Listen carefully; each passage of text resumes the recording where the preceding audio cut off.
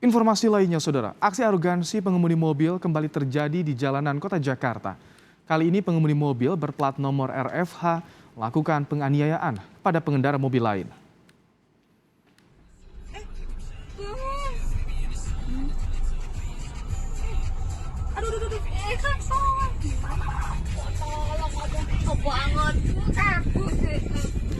Kami sengaja menyamarkan video ini karena mengandung unsur kekerasan, saudara. Dalam video yang direkam oleh pengguna jalan tol dalam kota Jakarta ini, terlihat seorang pria melakukan penganiayaan kepada pengendara mobil lainnya.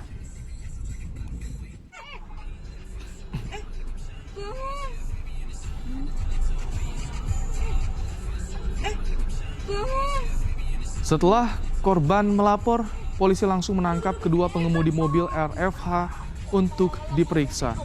Polisi membenarkan dua pelaku penganiayaan di tol dalam kota yang ada dalam video telah ditangkap. Saat ini keduanya masih dalam pemeriksaan.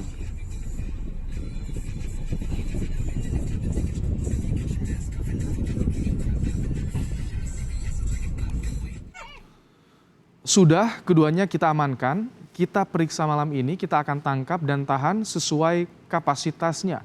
Demikian keterangan resmi Direskrimum Polda Metro Jaya Kombes Hengki Haryadi kepada Kompas TV.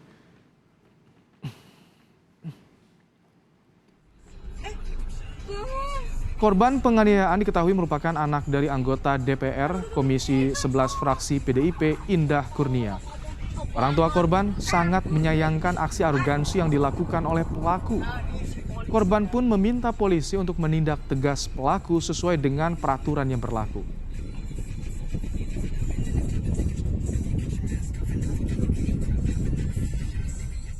Saya prihatin dan saya sedih sekali karena anak saya mendapatkan perlakuan yang sewenang-wenang di jalan untuk sesuatu yang dia tidak bersalah sama sekali.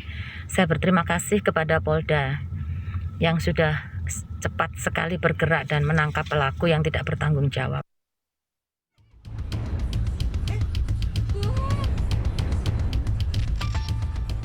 Aksi arogansi pengendara mobil di jalanan kembali terjadi di kawasan tol dalam kota Jakarta. Kali ini seorang pemuda menjadi korban setelah dianiaya oleh pengemudi mobil. Akibatnya korban mengalami luka di bagian wajah. Pelaku diketahui menggunakan mobil dengan plat RFH. Plat nomor RFA diketahui merupakan plat khusus yang diterbitkan oleh Polri. Penggunaan plat RFH diatur dalam Peraturan Kapolri untuk tanda nomor kendaraan bermotor khusus dan rahasia bagi kendaraan bermotor dinas. Plat nomor RFA merupakan kepanjangan dari Reformasi Hukum untuk Kendaraan Petinggi Departemen Pertahanan dan Keamanan. Menurut pengamat otomotif, perilaku arogan di jalan raya sering dipicu oleh atribut yang melekat. Hal ini membuat pengemudi seringkali bertindak agresif dan merugikan masyarakat. Ditambah dengan adanya atribut-atribut atau badge yang melekat di diri dia atau di kendaraannya membuat dia merasa terfasilitasi untuk berbuat arogan. Nah, ini hati-hati, semua pengemudi berpotensi menjadi arogan kalau dia tidak sadar dan tidak mampu mengontrolnya. Itu kenapa kaidah-kaidah keselamatan, kebersamaan, kesopanan harus dinomorsatukan di tempat umum atau di jalan raya.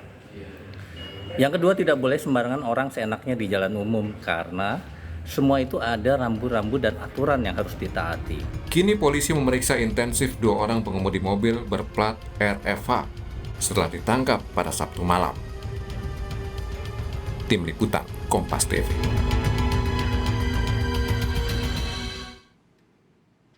Tidak sedikit warga yang menganggap pengemudi arogan meresahkan. Mereka berharap kepada para pengemudi untuk lebih dapat menahan emosi mereka selama berkendara.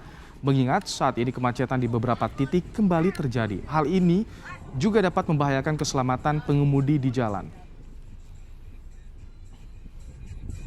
Pengendara arogan sebenarnya tidak dibenarkan dalam hal apapun ya sebenarnya, apalagi saat berkendara. Terutama dalam tol, justru kan itu hak semua orang untuk berkendara dengan baik dan benar. Gitu. Jadi seharusnya sifat arogan ya sangat tidak diperbolehkan. Kalau menurut saya sih untuk pengendara arogan ya sudah sepatutnya mereka belajarlah gitu mengendalikan emosi ya, mengendarai kendaraan dengan baik gitu. Jadi harusnya nggak menggunakan hak-hak yang dia miliki ataupun menjadi arogan itu sebenarnya tidak patut untuk dicontoh ya.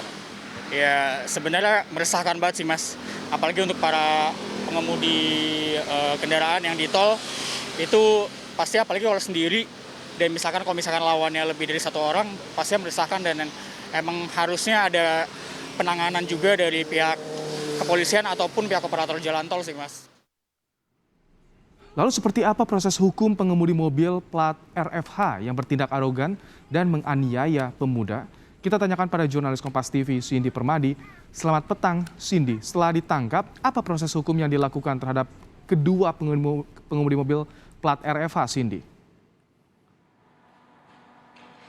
Ya Ibrahim, 2 orang yang diduga adalah pelaku penganiayaan ataupun juga pemukulan di ruas tol Tebet arah Cawang pada hari Sabtu 4 Juni 2022 kemarin sudah ditangkap. Pertama inisialnya adalah AF, yang kedua adalah FM. Kalau dari informasi yang kami himpun, 1 diantaranya statusnya sudah dinaikkan menjadi tersangka. Itu adalah pria yang berinisial FM. Sementara kalau untuk yang berinisial AF masih dalam kapasitasnya sebagai saksi. Keduanya masih dilakukan penahanan dan juga pendalaman oleh polisi, tentu untuk mengetahui pertama adalah motif, kemudian penyebab dan juga alasan-alasan lain maupun juga perannya terkait dengan aksi pemukulan yang terjadi pada hari Sabtu kemarin. Kalau kita lihat dalam video yang viral di media sosial itu, Ibrahim dan juga saudara, terlihat ada seorang pria berpakaian merah yang memukuli seorang pengendara mobil lainnya yang menjadi korban. Dan korban itu sempat berdiri kemudian adu mulut dengan satu pria lagi yang berpakaian batik. Ini yang masih didalami oleh polisi juga videonya.